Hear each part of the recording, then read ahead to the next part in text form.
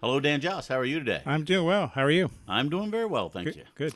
So, when I was going through school, I first grade on up through 12th grade, we had principals the whole way. I was always stuck with principals. Doesn't every school have a principal?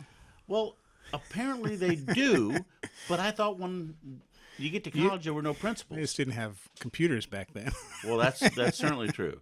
But apparently there are some principles that apply to college. But Sure. it's just a different principle. It's not a AL, it's a LE. That's right.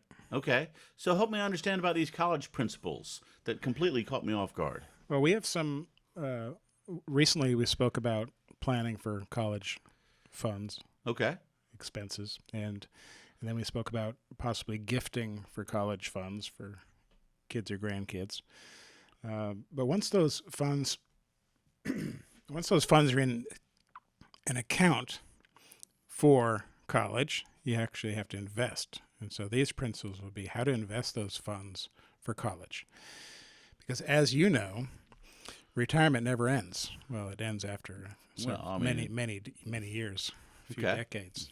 But the portfolio we design for clients for retirement is arguably aggressive enough to last 30 years and to beat inflation along the way. We But hope. when you invest funds for college, you're actually going to have to write a check someday.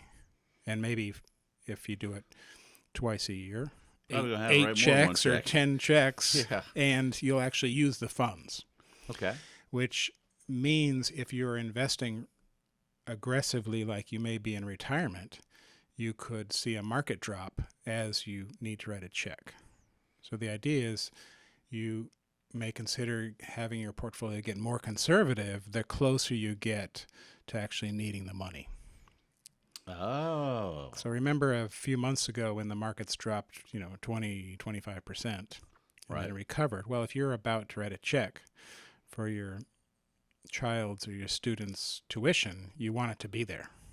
Since Yes. we've done 18 years or so of planning for it and investing for it, we want it to be there when we actually need it. Okay. So, So maybe a little aggressive when you've got some time, right, but as it's approaching and you got to And write then that check time gets short, you want it to be there. because that check's got to clear the bank. Yeah, so we saw 40% decline actually between the years 2000 and 2002, but Okay. it took 4 years to recover. Gotcha. And the same thing, remember in '08 when the markets dropped 40%. Yep. It took 3 or 4 years to get back. And so if you play fast and loose with your college monies, 4 years is a you're long done. time. You're done with college. Well, hopefully. Yeah, the student may be done. So we want to, like you said, get more conservative when the money's there. Okay. When the money needs to be there. So what we do for many clients and what our listeners may consider is 100% equity for the newborn, right, or a 5-year-old. Be Okay. aggressive in their portfolio because they don't need it for more than a decade. And then let's say they turn 10. Oh, let's make it 10% bonds and 90% stock. And then we turn 11, another 10%. So that by the time they're 18 years old, everyone's different, but give or take, Right. they've got 20% equity and 80% in cash and bonds. And they can Okay. write the check. Gotcha. Now, that may be a little too conservative for some because, like I said, college is a 4 or 5 year process. Right. And to have lots of cash and I really don't need it for another 4 years may be too conservative for some. But the idea is we'd rather be conservative and have the money there Mm-hmm. than to not and not have the money there. Right. So that's kind of an easy principle.